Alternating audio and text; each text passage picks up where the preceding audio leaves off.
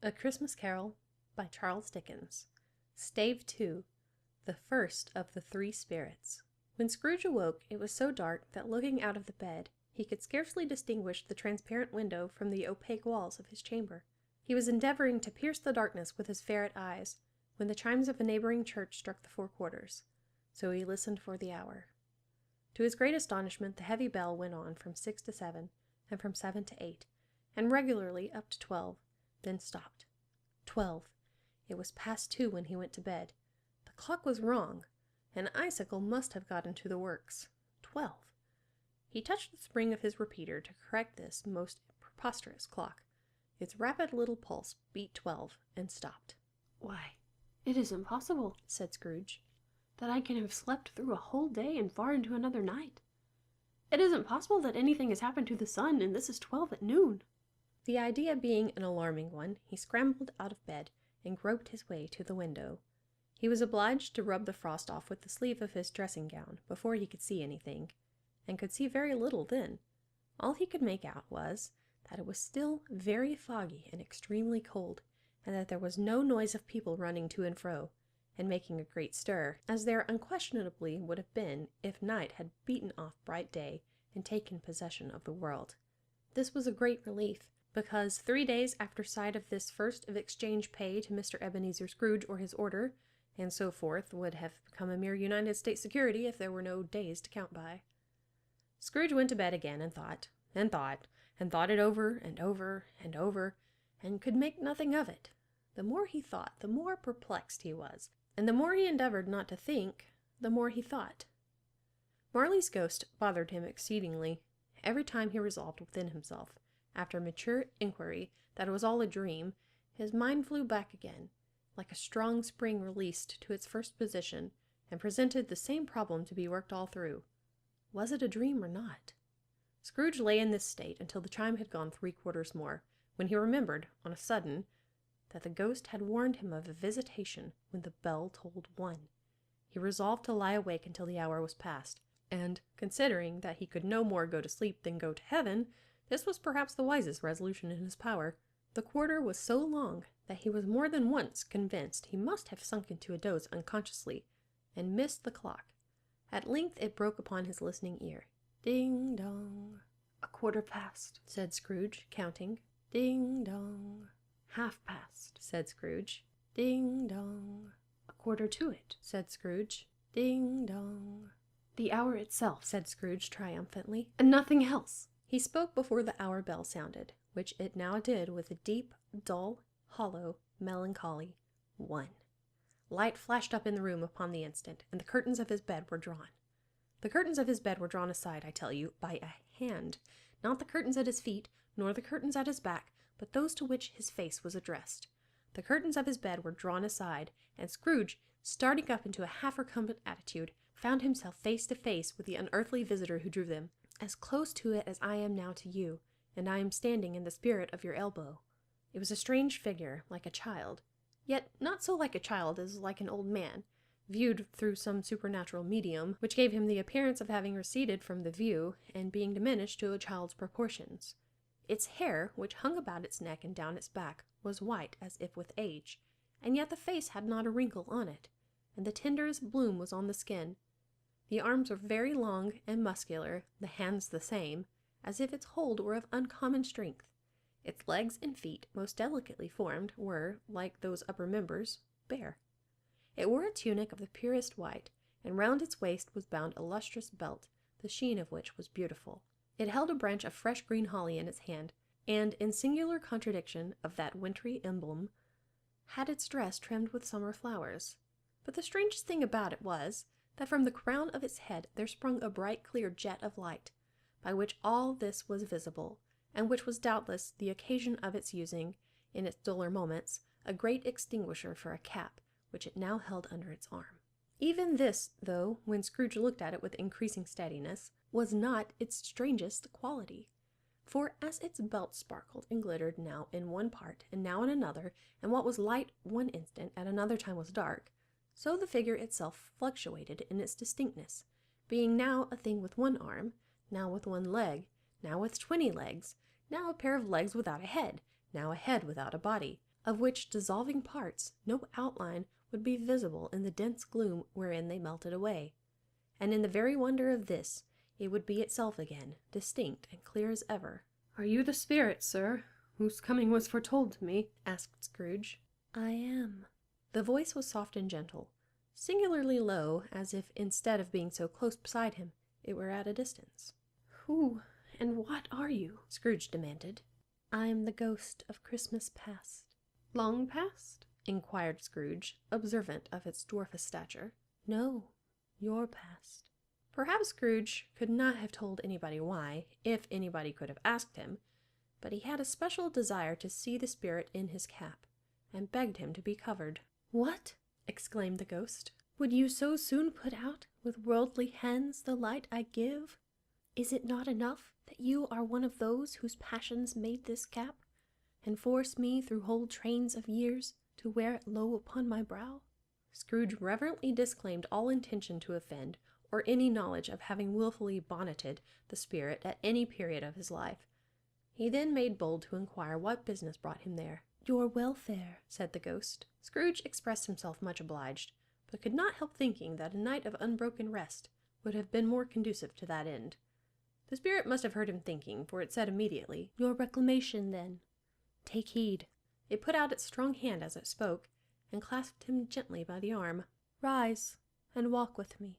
It would have been in vain for Scrooge to plead that the weather and the hour were not adapted to pedestrian purposes, that bed was warm, and the thermometer a long way below freezing, that he was clad but lightly in his slippers, dressing gown, and nightcap, and that he had a cold upon him at that time. The grasp, though gentle as a woman's hand, was not to be resisted. He rose, but finding that the spirit made towards the window, clasped his robe in supplication. "I am a mortal," Scrooge remonstrated, "and liable to fall." "Bear but a touch of my hand, there," said the spirit, laying it upon his heart, "and you shall be upheld in more than this." As the words were spoken, they passed through the wall, and stood upon an open country road, with fields on either hand. The city had entirely vanished. Not a vestige of it was to be seen. The darkness and the mist had vanished with it, for it was a clear, cold winter day, with snow upon the ground. "Good heaven!" said Scrooge, clasping his hands together as he looked about him. "I was bred in this place. I was a boy here." The spirit gazed upon him mildly. Its gentle touch, though it had been light and instantaneous, appeared still present to the old man's sense of feeling. He was conscious of 1,000 odors floating in the air, each one connected with 1,000 thoughts, and hopes, and joys, and cares long, long forgotten. "Your lip is trembling," said the ghost. "And what is that upon your cheek?" Scrooge muttered, with an unusual catching in his voice, that it was a pimple, and begged the ghost to lead him where he would. "You recollect the way?" inquired the spirit. "Remember it!" cried Scrooge with fervor. "I could walk it blindfold." "Strange to have forgotten it for so many years," observed the ghost. "Let us go on." They walked along the road, Scrooge recognizing every gate and post and tree, until a little market town appeared in the distance, with its bridge, its church, and winding river. Some shaggy ponies now were seen trotting towards them with boys upon their backs, who called to other boys in country gigs and carts, driven by farmers. All these boys were in great spirits, and shouted to each other, until the broad fields were so full of merry music that the crisp air laughed to hear it. "These are but shadows of things that have been," said the ghost. "They have no consciousness of us." The jocund travelers came on, and as they came, Scrooge knew and named them every one. Why was he rejoiced beyond all bounds to see them? Why did his cold eye glisten and his heart leap up as they went past? Why was he filled with gladness when he heard them give each other Merry Christmas as they parted at crossroads and byways for their several homes? What was Merry Christmas to Scrooge? Out upon Merry Christmas! What good had it ever done to him? "The school is not quite deserted," said the ghost. "A solitary child, neglected by his friends, is left there still." Scrooge said he knew it, and he sobbed. They left the high road by a well-remembered lane, and soon approached a mansion of dull red brick, with a little weathercock-surmounted cupola on the roof, and a bell hanging in it. It was a large house, but one of broken fortunes. For the spacious offices were little used, their walls were damp and mossy, their windows broken, and their gates decayed. Fowls clucked and strutted in the stables, and the coach-houses and sheds were overrun with grass. Nor was it more retentive of its ancient state within, for entering the dreary hall and glancing through the open doors of many rooms, They found them poorly furnished, cold, and vast. There was an earthy savour in the air, a chilly bareness in the place, which associated itself somehow with too much getting up by candlelight and not too much to eat. They went, the ghost and Scrooge, across the hall, to a door at the back of the house. It opened before them and disclosed a long, bare, melancholy room, made barer still by lines of plain deal forms and desks. At one of these a lonely boy was reading near a feeble fire, and Scrooge sat down upon a form and wept to see his poor forgotten self as he used to be. Not a latent echo in the house, not a squeak and scuffle from the mice behind the paneling, not a drip from the half-thawed waterspout in the dull yard behind, not a sigh among the leafless boughs of one despondent poplar, not the idle swinging of an empty storehouse door, no, not a clicking in the fire, but fell upon the heart of Scrooge with a softening influence, and gave a freer passage to his tears. The spirit touched him on the arm and pointed to his younger self, intent upon his reading. Suddenly, a man in foreign garments, wonderfully real and distinct to look at, stood outside the window with an axe stuck in his belt, and leading by the bridle an ass laden with wood. "Why, it's Ali Baba!" Scrooge exclaimed in ecstasy. "It's dear old honest Ali Baba. Yes, I know. One Christmas time, when yonder solitary child was left here all alone, he did come, for the first time, just like that. Poor boy. And Valentine," said Scrooge, "and his wild brother Orson. There they go. And what's his name, who was put down in his drawers, asleep at the gate of Damascus? Don't you see him? And the Sultan's groom turned upside down by the genie. There he is upon his head. Serve him right. I'm glad of it. What business had he to be married to the princess?" To hear Scrooge expending all the earnestness of his nature on such subjects, in a most extraordinary voice between laughing and crying, and to see his heightened and excited face, would have been a surprise to his business friends in the city, indeed. "There's the parrot!" cried Scrooge. "Green body and yellow tail, with a thing like a lettuce growing out of the top of his head. There he is! Poor Robin Crusoe, he called him, when he came home again after sailing round the island. Poor Robin Crusoe! Where have you been, Robin Crusoe?" The man thought he was dreaming, but he wasn't. It was the parrot, you know. There goes Friday, running for his life to the little creek. "Hallo! Hoop! Halloo!" Then, with a rapidity of transition very foreign to his usual character, he said, in pity for his former self, "Poor boy!" and cried again. "I wish," Scrooge muttered, putting his hand in his pocket and looking about him, after drying his eyes with his cuff. "But it's too late now." "What is the matter?" asked the spirit. "Nothing," said Scrooge. "Nothing. There was a boy singing a Christmas carol at my door last night. I should like to have given him something. That's all." The ghost smiled thoughtfully and waved its hand, saying as it did so, "Let us see another Christmas." Scrooge's former self grew larger at the words, and the room became a little darker and more dirty. The panels shrunk, the windows cracked, fragments of plaster fell out of the ceiling, and the naked laths were shown instead. But how all this was brought about, Scrooge knew no more than you do.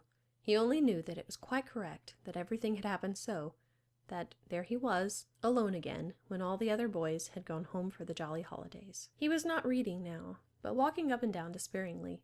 Scrooge looked at the ghost, and with a mournful shaking of his head, glanced anxiously towards the door. It opened, and a little girl, much younger than the boy, came darting in, and putting her arms about his neck, and often kissing him, addressed him as her dear, dear brother. "I have come to bring you home, dear brother," said the child, clapping her tiny hands and bending down to laugh. "To bring you home, home, home!" "Home, little Fan?" returned the boy. "Yes," said the child, brimful of glee. "Home for good and all. Home for ever and ever. Father is so much kinder than he used to be. That home's like heaven. He spoke so gently to me one dear night when I was going to bed that I was not afraid to ask him once more if you might come home. And he said, yes, you should, and sent me in a coach to bring you. And you're to be a man," said the child, opening her eyes, "and are never to come back here. But first, we're to be together all the Christmas long, and have the merriest time in all the world." "You are quite a woman, little Fan," exclaimed the boy. She clapped her hands and laughed, and tried to touch his head, but being too little, laughed again, and stood on tiptoe to embrace him. Then she began to drag him, in her childish eagerness, towards the door, and he, nothing loath to go, accompanied her. A terrible voice in the hall cried, "Bring down Master Scrooge's box, there!" And in the hall appeared the schoolmaster himself, who glared on Master Scrooge with a ferocious condescension, and threw him into a dreadful state of mind by shaking hands with him. He then conveyed him and his sister into the veriest old well of a shivering best parlor that ever was seen, where the maps upon the wall and the celestial and terrestrial globes in the windows were waxy with cold. Here he produced a decanter of curiously light wine and a block of curiously heavy cake, and administered installments of those dainties to the young people, at the same time sending out a meagre servant to offer a glass of something to the postboy, who answered that he thanked the gentleman, but if it was the same tap as he had tasted before, he had rather not. Master Scrooge's trunk being by this time tied on to the top of the chaise, the children bade the schoolmaster good-bye right willingly, and getting into it drove gaily down the garden sweep, the quick wheels dashing the hoar-frost and snow from off the dark leaves of the evergreens like spray. "Always a delicate creature, whom a breath might have withered," said the ghost, "but she had a large heart." "So she had," said Scrooge. "You're right. I will not gainsay it, Spirit. God forbid." "She died a woman," said the ghost, "and had, as I think, children." "One child," Scrooge returned. "True," said the ghost. "Your nephew." Scrooge seemed uneasy in his mind, and answered briefly, "Yes." Although they had but that moment left the school behind them, they were now in the busy thoroughfares of a city where shadowy passengers passed and repassed, where shadowy carts and coaches battled for the way, and all the strife and tumult of a real city were. It was made plain enough by the dressing of the shops that here too it was Christmas time again, but it was evening, and the streets were lighted up. The ghost stopped at a certain warehouse door and asked Scrooge if he knew it. "Know it?" said Scrooge. "Was I apprenticed here?" They went in. At sight of an old gentleman in a Welsh wig sitting behind such a high desk that if he had been 2 inches taller he must have knocked his head against the ceiling, Scrooge cried in great excitement, "Why, it's old Fezziwig! Bless his heart, it's Fezziwig alive again!" Old Fezziwig laid down his pen and looked up at the clock, which pointed to the hour of 7. He rubbed his hands, adjusted his capacious waistcoat, laughed all over himself, from his shoes to his organ of benevolence, and called out in a comfortable, oily, rich, fat, jovial voice, "Yo-ho there! Ebenezer! Dick!" Scrooge's former self, now grown a young man, came briskly in, accompanied by his fellow prentice. "Dick Wilkins, to be sure," said Scrooge to the ghost. "Bless me, yes, there he is. He was very much attached to me, was Dick. Poor Dick. Dear, dear." "Yo-ho, my boys!" said Fezziwig. "No more work tonight. Christmas Eve, Dick. Christmas, Ebenezer. Let's have the shutters up," cried old Fezziwig with a sharp clap of his hands, "before a man can say Jack Robinson." You wouldn't believe how those two fellows went at it.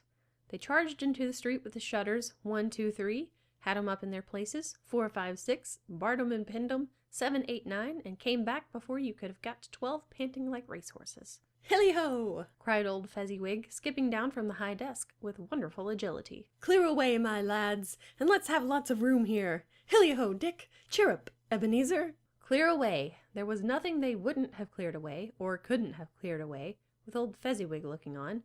It was done in a minute. Every movable was packed off as if it were dismissed from public life for evermore. The floor was swept and watered, the lamps were trimmed, fuel was heaped upon the fire, and the warehouse was as snug and warm and dry and bright a ballroom as you would desire to see upon a winter's night. In came a fiddler with a music book and went up to the lofty desk and made an orchestra of it, and tuned like 50 stomach aches. In came Mrs. Fezziwig, one vast substantial smile. In came the 3 Miss Fezziwigs, beaming and lovable. In came the 6 young followers whose hearts they broke. In came all the young men and women employed in the business. In came the housemaid with her cousin, the baker. In came the cook with her brother's particular friend, the milkman.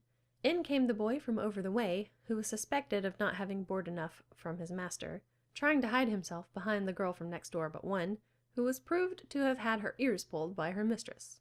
In they all came, one after another, some shyly, some boldly, some gracefully, some awkwardly, some pushing, some pulling. In they all came, anyhow and everyhow. Away they all went, 20 couple at once, hands half round and back again the other way, down the middle and up again, round and round in various stages of affectionate grouping, old top couple always turning up in the wrong place, new top couple starting off again as soon as they got there, all top couples at last and not a bottom one to help them. When this result was brought about, old Fezziwig, clapping his hands to stop the dance, cried out, "Well done!" And the fiddler plunged his hot face into a pot of porter, especially provided for that purpose. But scorning rest upon his reappearance, he instantly began again, though there were no dancers yet, as if the other fiddler had been carried home, exhausted, on a shutter, and he were a brand new man, resolved to beat him out of sight or perish. There were more dances, and there were forfeits, and more dances, and there was cake, and there was negus, and there was a great piece of cold roast, and there was a great piece of cold boiled, and there were mince pies, and plenty of beer. But the great effect of the evening came after the roast and boiled, when the fiddler, an artful dog, mind, the sort of man who knew his business better than you or I could have told it to him, struck up Sir Roger de Coverley. Then old Fezziwig stood out to the dance with Mrs. Fezziwig. Top couple, too, with a good stiff piece of work cut out for them. 3 or 24 pair of partners, people who were not to be trifled with, people who would dance, and had no notion of walking. But if they had been twice as many, 4 times, old Fezziwig would have been a match for them, and so would Mrs. Fezziwig. As to her, she was worthy to be his partner in every sense of the term. If that's not high praise, tell me higher, and I'll use it. A positive light appeared to issue from Fezziwig's calves. They shone in every part of the dance like moons. You couldn't have predicted, at any given time, what would have become of them next. And when old Fezziwig and Mrs. Fezziwig had gone all through the dance, advance and retire, both hands to your partner, bow and curtsy, corkscrew, thread the needle, and back again to your place, Fezziwig cut so deftly that he appeared to wink with his legs, and came upon his feet again without a stagger. When the clock struck 12, this domestic ball broke up. Mr. and Mrs. Fezziwig took their stations, one on either side of the door, and shaking hands with every person individually as he or she went out, wished him or her a Merry Christmas. When everybody had retired but the 2 prentices, they did the same to them, and thus the cheerful voices died away, and the lads were left to their beds, which were under a counter in the back shop. During the whole of this time, Scrooge had acted like a man out of his wits. His heart and soul were in the scene, and with his former self. He corroborated everything, remembered everything, enjoyed everything, and underwent the strangest agitation. It was not until now, when the bright faces of his former self and Dick were turned from them, that he remembered the ghost and became conscious that it was looking full upon him, while the light upon its head burnt very clear. "A small matter," said the ghost, "to make these silly folks so full of gratitude." Small, echoed Scrooge. The spirit signed to him to listen to the 2 apprentices, who were pouring out their hearts in praise of Fezziwig, and when he had done so, said, "Why, is it not?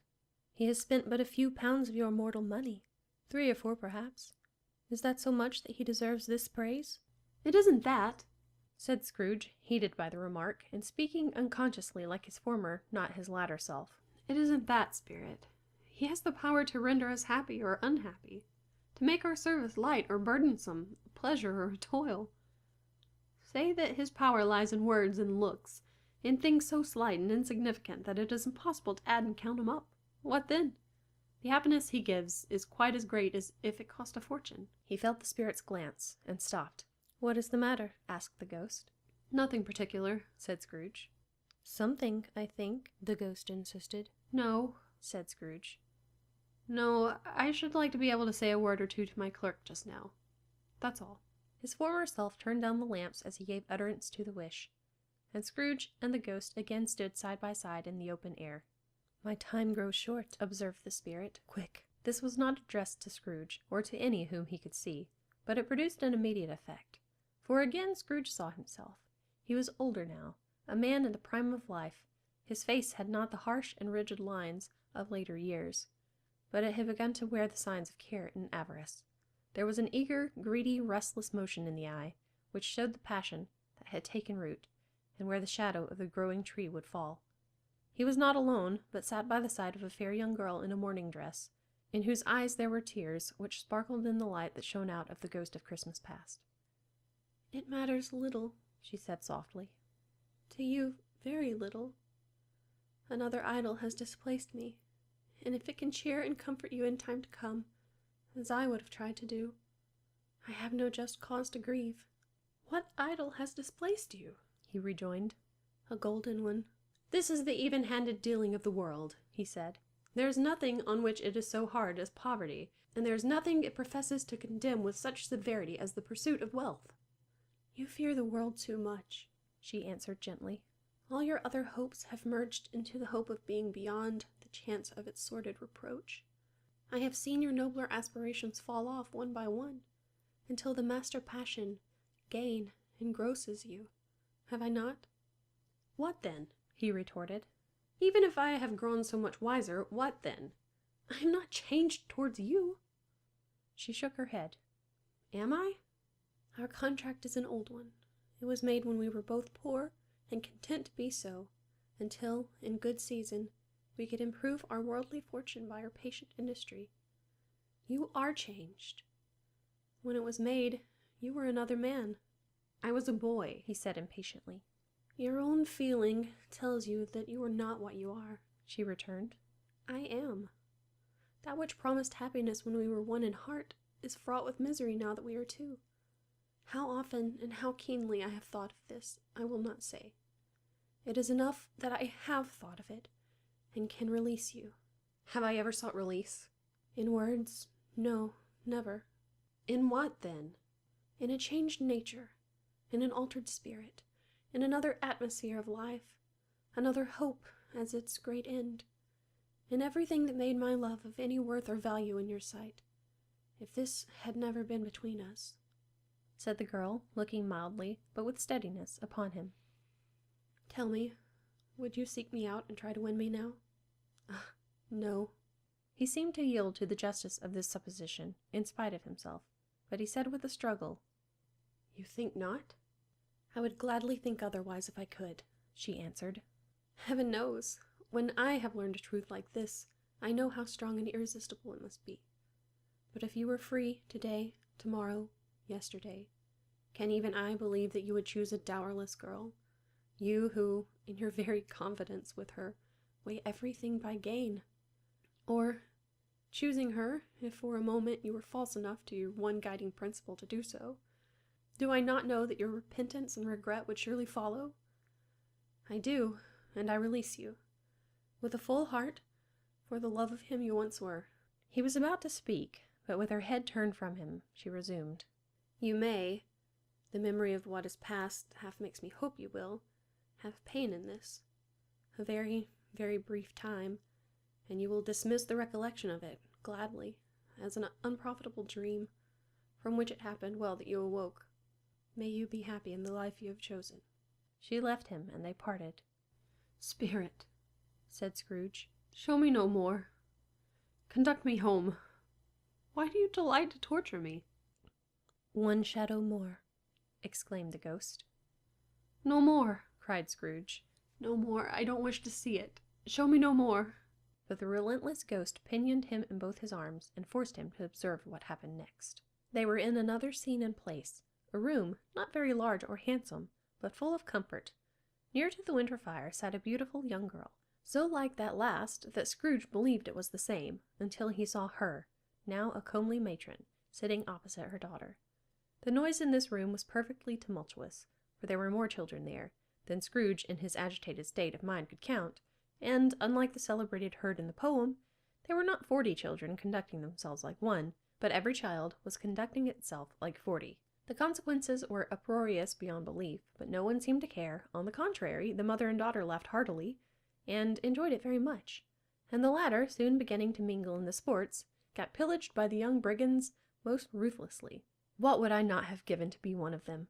Though I never could have been so rude. No, no. I wouldn't for the wealth of all the world have crushed that braided hair and torn it down, and for the precious little shoe I wouldn't have plucked it off, God bless my soul, to save my life. As to measuring her waist in sport, as they did, bold young brood, I couldn't have done it. I should have expected my arm to have grown round it for a punishment, and never come straight again. And yet I should have dearly liked, I own, to have touched her lips, to have questioned her, that she might have opened them, to have looked upon the lashes of her downcast eyes, and never raised a blush, to have let those loose waves of hair, an inch of which would be a keepsake beyond price. In short, I should have liked, I do confess, to have had the lightest license of a child, and yet to have been man enough to know its value. But now a knocking at the door was heard, and such a rush immediately ensued, that she with laughing face and plundered dress was borne towards it, the center of a flushed and boisterous group, who came home attended by a man laden with Christmas toys and presents. Then the shouting and the struggling and the onslaught that was made on the defenseless porter, the scaling him with chairs for ladders to dive into his pockets, despoil him of brown paper parcels, hold on tight by his cravat, hug him round his neck, pommel his back, and kick his legs in irrepressible affection, the shouts of wonder and delight with which the development of every package was received, The terrible announcement that the baby had been taken in the act of putting a doll's frying pan into his mouth, and was more than suspected of having swallowed a fictitious turkey glued on a wooden platter, the immense relief of finding this a false alarm, the joy and gratitude and ecstasy, they are all indescribable alike. It is enough that by degrees the children and their emotions got out of the parlor, and by one stair at a time, up to the top of the house, where they went to bed, and so subsided. And now Scrooge looked on more attentively than ever, when the master of the house, having his daughter leaning fondly on him, sat down with her and her mother at his own fireside, and when he thought that such another creature, quite as graceful and as full of promise, might have called him father, and been a springtime in the haggard winter of his life, his sight grew very dim indeed. "Belle," said the husband, turning to his wife with a smile, "I saw an old friend of yours this afternoon." "Who was it?" "Guess." "How can I?" "Tut, don't I know?" she added in the same breath, laughing as he laughed. "Mr. Scrooge." Mr. Scrooge it was. I passed his office window, and, as it was not shut up, and he had a candle inside, I could scarcely help seeing him. His partner lies upon the point of death, I hear, and there he sat alone, quite alone in the world, I do believe. "Spirit," said Scrooge in a broken voice, "remove me from this place." "I told you that these were the shadows of the things that have been," said the ghost, "that they are what they are. Do not blame me." "Remove me!" Scrooge exclaimed. "I cannot bear it." He turned upon the ghost, and seeing that it looked upon him with a face, in which in some strange way there were fragments of all the faces it had shown him, wrestled with it. "Leave me! Take me back! Haunt me no longer!" In the struggle, if that can be called a struggle in which the ghost, with no visible resistance on its own part, was undisturbed by any effort of its adversary, Scrooge observed that its light was burning high and bright, and dimly connecting that with its influence over him, he seized the extinguisher cap, and by a sudden action pressed it down upon its head. The spirit dropped beneath it, so that the extinguisher covered its whole form, but though Scrooge pressed it down with all his force, he could not hide the light, which streamed from under it in an unbroken flood upon the ground. He was conscious of being exhausted, and overcome by an irresistible drowsiness, and, further, of being in his own bedroom. He gave the cap a parting squeeze, in which his hand relaxed, and had barely time to reel to bed before he sank into a heavy sleep.